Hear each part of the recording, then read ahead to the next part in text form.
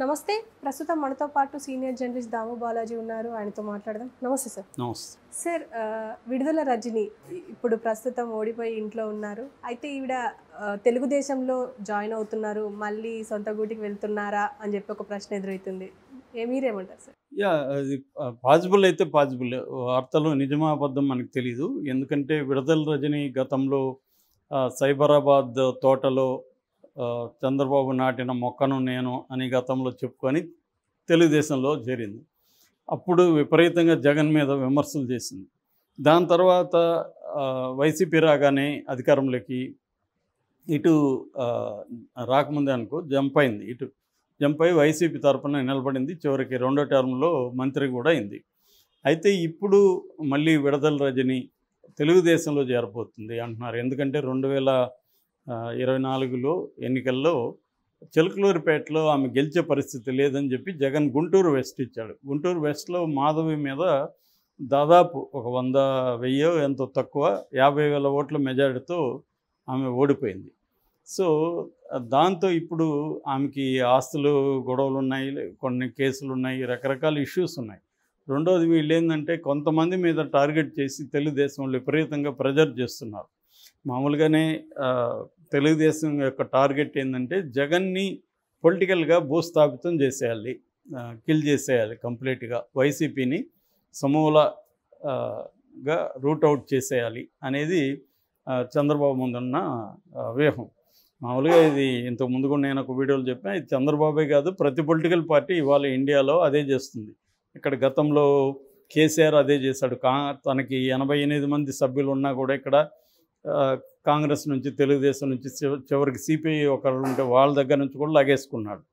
అంటే ఒకటేమో ఆ సభ్యులని లేదా ఆ నాయకుల్ని పార్టీలో నయాన భయాన చేర్చుకోవడం, వాళ్ళకి ఏదన్నా డబ్బులు ఇవ్వడము, ఇంకొక పదవులు ఇవ్వడము, ఏదో ఇవ్వడం, లేదా వాళ్ళని బెదిరించడం. అందుకని ఫోన్ ట్యాపింగ్స్ కూడా ఉపయోగించుకోవడం. వాళ్ళు ఫోన్ ట్యాపులు చేసి వాళ్ళ ప్రైవేటు వ్యాపారాలు ఏంటి, అవన్నీ వ్యవహారాలు ఏంటి కనుక్కొని దాన్ని డిస్టర్బ్ చేయడం, లేదా ఏమన్నా వీళ్ళు ఇల్లీగల్ యాక్టివిటీస్ ఉంటే దాన్ని చూపించి మీ మీద ఇల్లీగల్ యాక్టివిటీస్ ఉంటే జైలుకి పంపిస్తాం, మీరు ఇటు రండి అని.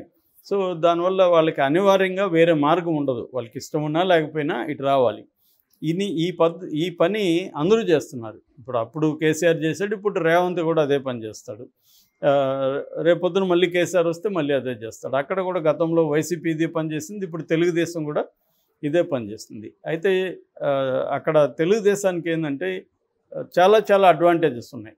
సెంట్రల్లో వాళ్ళ ప్రభుత్వమే ఉంది, తర్వాత అబ్సల్యూట్ మెజారిటీ ఉంది, తర్వాత ఆయనకి ఎలాగో మీడియా సపోర్ట్ ఉంది. ఏ పని చేసినా మీడియా పాజిటివ్గా లేపమంటే పాజిటివ్గా ఓ అని లేపేస్తారు, నెగిటివ్గా తొక్కేయండి రా అవతల అంటే ఓ అని ఇంకా తొక్కేస్తారు. సో ఇలాగా మీడియా విపరీతంగా ఉంది. చాలా పార్టీ స్ట్రక్చర్లో కూడా విపరీతమైన బలం ఉంది. అందుకని ఎక్కడికక్కడ ప్రతిపక్షాలు ఈరోజు కూడా కార్పొరేటర్ జగదీష్ ఇల్లు కూలగొట్టించాడు, బొండవం అని కార్పొరేటర్ జగదీష్ గుండు కొట్టించుకుని అర్ధనగ్నంగా నిరసన తెలియజేశాడు. అంతకంటే ఏం చేయలేరు వాళ్ళు, నిస్సహాయత అక్కడే అర్థమవుతుంది. సో ఆయన దగ్గరుండి ఇల్లు కూలగొట్టించాడు. ఇంకొక ఐరన్ ఏమంటే ఇదే జగదీష్ తెలుగుదేశంలో ఉన్నప్పుడు ఇదే ఇంటిని ప్రారంభోత్సవం చేసింది ఇదే బొండ ఉమ. అలా ఉంటాయి రాజకీయాలు. సో ఇప్పుడు అలాగే నిన్న ఆయన ఇంకొక ఆయన పేరు జోగి రమేష్ ఇంటి మీద దాడులు జరిగాయి. అంతకుముందు కొడాలి నాని, వంశీ మీద దాడులు జరిగాయి. అక్కడ రోజా ఇంటి ముందు మన పవన్ కళ్యాణ్ జెండాలు, పవన్ కళ్యాణ్ ఫ్లెక్సీలు పెట్టి ఇబ్బంది పెట్టారు. ఇలాగ ప్రతి చోట మనకి పొంగనూరులో ఆయన్ని రానివ్వలేదు, పెద్దిరెడ్డిని. ఇలాగా మొత్తంగా ఫోర్స్ అనేది స్టార్ట్ చేశారు. వైసీపీ నాయకుల మీద ఒక భయంకరమైన ఫోర్స్ స్టార్ట్ చేశారు. మరోవైపు ఎట్లాగూ వాళ్ళని ఆకర్షించే ఇది కూడా ఉంటుంది, కానీ ఎక్కువ భాగం నాకు తెలిసి ఫోర్సే ఉంటుంది. మీరే మాకు ప్రొటెక్షన్ మనీ ఇవ్వాలని డిమాండ్ చేసిన ఆశ్చర్యం లేదు. ఎందుకంటే ఇప్పుడు వాళ్ళని ఆకట్టుకోవాల్సిన అవసరం లేదు. 164 ఉన్నారు. వీళ్ళ ఉద్దేశం ఏంటంటే వైసీపీని నాశనం చేసేయాలి, చంపేసేయాలి వైసీపీని. సో ఎప్పుడైనా కూడా మామూలుగా ఏజ్ ఓల్డ్ టాక్టిక్స్ ఏంటంటే సైన్యాధిపతుల్ని కొనేయడమో, సైన్యాధిపతులను చంపేయడం చేస్తే సైన్యం కకావికలం అయిపోతుంది. సో సైన్యాధిపతి లాంటి నాయకులు వైసీపీలో ఎవరెవరు ఉన్నారు వివిధ ప్రాంతాల్లో, వాళ్ళందరినీ దెబ్బకొట్టి భయభ్రాంతం చేసి ఆ, వాళ్ళని అణచివేయడమా, లేకపోతే వాళ్ళని భయభ్రాంతం చేసి ఇటు రమ్మను. కొంతమంది ఏమో తెలుగుదేశంలోకి వస్తే చేర్చుకుంటారు. ఇప్పుడు విడదల రజని మళ్ళీ వస్తే చేర్చుకుంటారు.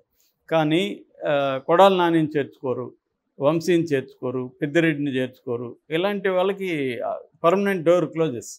కాబట్టి వాళ్ళని ఏంటంటే వాళ్ళని ఎక్కడ కదలనీయకుండా, ప్రజల్లో తిరగనీయకుండా, ఆర్గనైజ్ చేయనీయకుండా తొక్కేయడం, లేదంటే జైలుల్లో పెట్టి మూసేయడం, ఈ పని తెలుగుదేశం చేస్తుంది. కొంతమందిని ప్రెజర్ పెట్టి, పొగబెట్టి, ఎలుకని తమ వైపు తమ బోన్ పెట్టుంటారు, దాంట్లోకి వచ్చి పడేదా చేసుకుంటారు. అలాగే ఇప్పుడు విడదల రజనీకి కూడా అదే పరిస్థితి. విడదల రజనీకి ఏంటంటే తన ఆస్తులు కాపాడుకోవాలన్నా, జైలుకి పోకుండా ఉండాలన్నా, ఎందుకంటే ఆమె మంత్రిత్వ శాఖలో కుంభకోణాలని వీళ్ళు బయటికి తీస్తారు, కేసులు పెడతారు. రోజా పరిస్థితి అదే. రోజా ఆల్రెడీ ఆడుదాం ఆంధ్రాలో 100 కోట్లు తిండేసిందని స్టార్ట్ చేశారు. ఇంకా ఆమె తిరుమలలో ఆల్రెడీ చాలా అవకతవకలు పాల్పడిందని అక్కడ కిరణ్ రాయల్ ఎప్పటి నుంచో చెప్తున్నాడు, జనసేన నాయకుడు. ఇలాగ రకరకాలుగా కేసులు పెట్టి వీళ్ళందరినీ లోపలేసే స్కీము జరుగుతుంది. సో ఇలాంటప్పుడు వాళ్ళకి ఆల్టర్నేటివ్ లేదు. చాలామందికి ఏంటంటే స్కోప్ ఉంటే ఇటు వస్తారు, లేదంటే కనీసం బీజేపీలోకి అని వెళ్తారు. అదే ఇప్పుడు రోజా కూడా బీజేపీలోకి వెళ్ళడానికి ట్రై చేస్తుంది. బీజేపీలోకి వెళ్ళి తమిళనాడు పాలిటిక్స్లోకి వెళ్దాం అనేది కూడా రోజా వన్ ఆఫ్ ద ఆప్షన్స్ అని చెప్తున్నారు. ఆమె అయితే ఇప్పటివరకు ఏం చెప్పలేదు. నేను ప్రజా జీవితంలో కనిపించకపోవడానికి నాకు సర్జరీ జరిగిందని ఒక వీడియో రిలీజ్ చేసింది రోజా. సో ఏదేమైనా విడదల రజని తెలుగుదేశంకి వెళ్ళే అవకాశం ఉంది. మనం చూసాం గతంలో కూడా ఉండవల్లి శ్రీదేవి ఏమైంది, ఒకప్పుడు జగన్ని ఎట్లా పొగిడిందో మనం చూసాం. జగన్ అన్న ప్రాణం ఇస్తా జగనానికి అన్నట్టుగా పొగిడింది. మళ్ళీ ఇప్పుడు అదే జగన్ని బండబూతులు తిడుతూ ఇటువైపు వచ్చింది. సో రేపు అధికారంలో జగన్కి వస్తే మళ్ళీ ఏమి వెళ్ళదని గ్యారంటీ లేదు, వాళ్ళు కూడా చేర్చుకోరని గ్యారంటీ లేదు. ఎవరికి ఇప్పుడు సైద్ధాంతిక పునాదుల మీద నడిచే పొలిటికల్ పార్టీ ఏది లేదు, చెప్పుకోవచ్చు ఏదైనా ఆచరణలో. ఇప్పుడు బీజేపీ సైద్ధాంతిక అంటారు, వాళ్ళకేమీ లేదు, వాళ్ళు ఎవరు వచ్చినా చేర్చుకుంటా ఉన్నారు కదా. అట్లాగే ఏ పార్టీకైనా ఏదో కమ్యూనిస్టులు అక్కడక్కడ ఉన్నారు, వాళ్ళకి ఉనికే లేదు కాబట్టి వాళ్ళని గురించి మాట్లాడి వేస్తూ, మిగతా పార్టీలు అన్ని రాజకీయ పార్టీలకి ఏ పార్టీకి కూడా ఒక ఐడియాలజీ బేస్డ్ పొలిటికల్ పార్టీలు ఏవి లేవు, అధికారం బేస్డ్ పొలిటికల్ పార్టీలే ఉన్నాయి. సో అధికారం కోసం ఏమైనా చేయడానికి వాళ్ళు రెడీగా ఉన్నారు. సో అలాగా ఇప్పుడు విడదల రజని వచ్చి ఇక్కడ చేరుతుందని వినిపించడంలో వాస్తవం ఉంది. ఖచ్చితంగా తెలుగుదేశం వాళ్ళు కానీ చేర్చుకుంటే ఆమె వచ్చి చేరుతుంది. మరి తెలుగుదేశం వాళ్ళు చేర్చుకుంటారు లేదని చూడాలి. నాకు తెలిసి ఇంకొంతకాలం తర్వాత, ఇప్పుడే ఇమీడియట్గా షాప్ ఓపెన్ చేస్తే ఇబ్బంది అని కొద్దిగా వీళ్ళు వెయిట్ చేయిస్తారు. ఇక్కడ కూడా మనం అదే చూసాం, ఇమీడియట్గా రేవంత్ రెడ్డి చేయలేదు, ఎందుకంటే వ్యతిరేకత వస్తుంది, వచ్చి రాకముందు చేర్చుకుంటున్నారని. ఇప్పుడు ఏంటంటే పొగబెట్టే కార్యక్రమం స్టార్ట్ చేసింది తెలుగుదేశం. అక్కడ పొగబెట్టడం, వాళ్ళ మీద ఇండ్లలో రాళ్ళు వేయించడం, అది చేయించడం, ఇల్లు కూలగొట్టించడం, ఈ పనులు చేస్తుంది. అంటే జనరల్ మోడస్ ఆపరెండి ఏంటంటే ఆర్థికంగా దెబ్బతీయడం ప్రతిపక్షాలని. జగన్ కూడా అదే చేశాడు. జగన్ కూడా అనేక చోట్ల ఆర్థికంగా దెబ్బతీయడం అనేది బ్రహ్మాండంగా చేశాడు. ఫర్ ఎగ్జాంపుల్ జేసీ బ్రదర్స్, వాళ్ళ బస్సులు క్లోజ్ అయిపోయినాయి, వాళ్ళ మైన్స్ అంతా క్లోజ్ అయిపోయినాయి. వాళ్ళు ఆర్థికంగా అంటే 100 కోట్ల ఇన్కమ్ జనరేట్ చేసే వ్యాపారాలని ఫస్ట్ దెబ్బ కొట్టేశాడు. ఇది కూడా అగైన్ నేషనల్ వైడ్గా ఉండే మోడస్ ఆపరెండిని. మనకి ఇంకా రాయలసీమలో అయితే ప్రత్యేకంగా చెప్పుకోవాల్సింది ఏంటంటే అక్కడ ప్యాక్షనిజంలో ఇదొక పెద్ద టాక్టిక్స్ అనమాట. అంటే చెట్లు కొట్టేస్తూ ఉంటారు. అనంతపురం జిల్లాలో చూస్తే నాకు తెలిసి లాంగ్ బ్యాక్ పరిటాల రవి కూడా 5,000 చెట్లు నక్సలైట్లు అప్పట్లో కొట్టేస్తారు. అంటే వాళ్ళని బెదిరించాలంటే, వాళ్ళని లొంగ తీసుకోవాలంటే వాళ్ళ ఆర్థిక వనరులను దెబ్బతీస్తారనమాట. ఆ స్ట్రాటజీ జగన్ బ్రహ్మాండంగా ఫాలో అయ్యాడు. ఇప్పుడు చంద్రబాబు, ఆయనకి జగన్ వాళ్ళ తాత కదా చంద్రబాబు, ఎప్పటి నుంచో రాజకీయాల్లో ఉన్నాడు, ఆయనకి ఇట్లాంటివి బ్రహ్మాండంగా తెలుసు. సో ఆయన కూడా ఇప్పుడు ఇదే పనిలో దిగాడు, తెలుగుదేశం కూడా ఇదే పనిలో దిగింది. దీన్ని లోకేష్ ఆధ్వర్యంలో టీం ఒకటి పనిచేస్తుంది.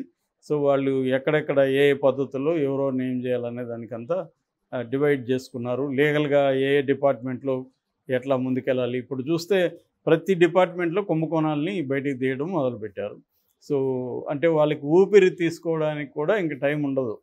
ఎవరికి ప్రజల్లో పని చేయలేరు, ఈ కేసులతో తిరగాలి, జైలుకి వెళ్ళాలి, బెయిల్ తీసుకోవాలి, కేసుల చుట్టూ తిరగాలి, కోర్టులకి వాయిదాలకు వెళ్ళాలి, ప్రజల్లో పోయి ఏం ఆర్గనైజ్ చేస్తారు వీళ్ళు. ఇది ప్లాన్ అనమాట చంద్రబాబుది. మరి దీన్ని ఎలా తట్టుకుంటాడు. ఉండవల్లి అరుణ్ కుమార్ ఏమో ఒక ఇన్స్పైరింగ్ స్పీచ్ ఇచ్చాడు మొన్న. అదేంటంటే అక్కడ 11 సీట్లున్న కాబట్టి మీరు 11 ఉన్నా కూడా మళ్ళీ రావచ్చు అనేది ఇచ్చాడు. థియరాటికల్గా అది కరెక్టే, కానీ ప్రాక్టికల్గా అన్నిసార్లు అలా ఉండదు. ఎందుకంటే అప్పటి జయలలిత, కరుణానిధికి ఎనిమిగా ఉన్న జయలలిత వేరు, జయలలితకి ఎనిమిగా ఉన్న కరుణానిధి వేరు, ఇప్పుడు జగన్కి వ్యతిరేకంగా ఉండే చంద్రబాబు వేరు. కాబట్టి ఇది అంత ఈజీ కాదు.